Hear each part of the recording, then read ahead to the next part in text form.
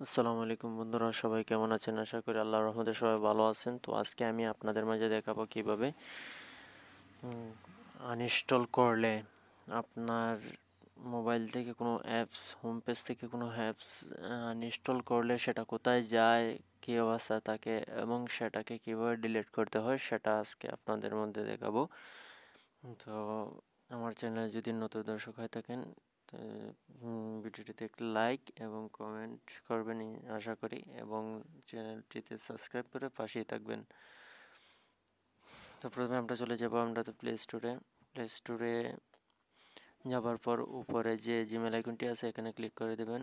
Click করে দেওয়ার পর অপশন আসবে ম্যানেজ অ্যাপস অ্যান্ড ডিভাইস, এখানে ক্লিক করে দেবেন। তারপর আপনারা এই সাইটে চলে ডান দিকে দেখবেন ম্যানেজ, এখানে ক্লিক করে দেবেন। তো নিচে দেখতে পারবেন ইনস্টল, এখানে নিচে একটু নিচে এই জায়গাটাতে ইনস্টল, এখানে ক্লিক করে দেবেন। তো একবারে নিচে দেখবেন নো ইনস্টল, এখানে ক্লিক করে দেবেন।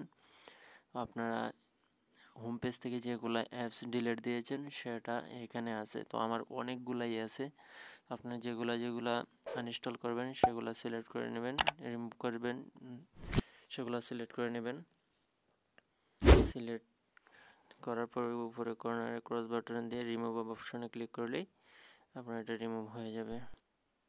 আপনাদেরকে দেখিয়ে দিচ্ছি আরেকটি সেটিংস। তো আপনি ব্যাক বাটনে চলে আসবেন, আবার জিমেল আইকনে উপরে লোগোতে ক্লিক করে দেবেন। ক্লিক করতে দেওয়ার পর আপনি দেখছেন প্লে প্রোটেক্ট, এখানে ক্লিক করে দেবেন।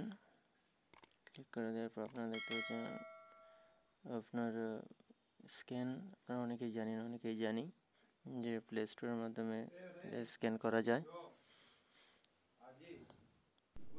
স্ক্যান হয়ে গেলে যদি কোনো সমস্যা থাকে তো আপনাকে দেখাবে কী করণীয়। তো আমার স্ক্যানিং হচ্ছে, আমার এটাতে কোনো সমস্যা নেই। যদি কোনো সমস্যা থাকে বলে দেবে কী করণীয়। আমার ভিডিওটি যদি ভালো লাগে অবশ্যই লাইক কমেন্ট শেয়ার করতে ভুলবেন না।